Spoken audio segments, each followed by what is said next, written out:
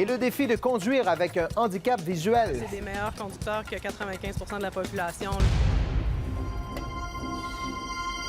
Conduire une voiture malgré une limitation visuelle, c'est une affirmation qui vous surprend peut-être. Bien, pourtant, il existe un programme de formation permanent depuis 1 an et demi qui permet à ce type de conducteur de se qualifier afin d'obtenir un permis de conduire au Québec.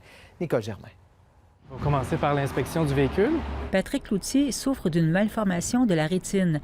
Sa condition l'empêche de se qualifier pour le permis de conducteur régulier. Pour se déplacer, c'est de l'organisation, c'est de la logistique. Une ville comme Québec, c'est pas la ville la mieux organisée pour le transport collectif. C'est bon, vérifie. Patrick bénéficie du programme adapté aux personnes vivant avec une déficience visuelle.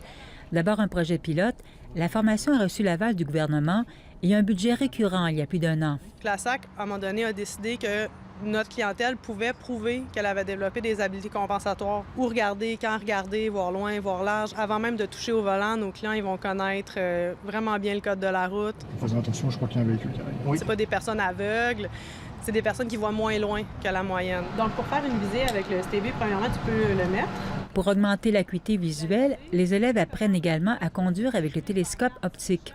Intégré à des lunettes ajustées à la vision du conducteur, il permet de grossir l'image 3 fois.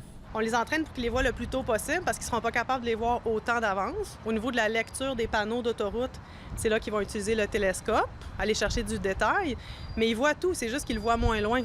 Le contact visuel est établi.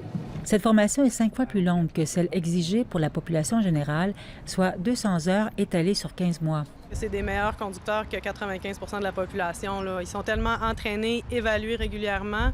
Ils ont tellement des stratégies pour être préventifs. La voiture, c'est un élément qui te rappelle constamment que les gens autour de toi n'ont pas cette problématique-là.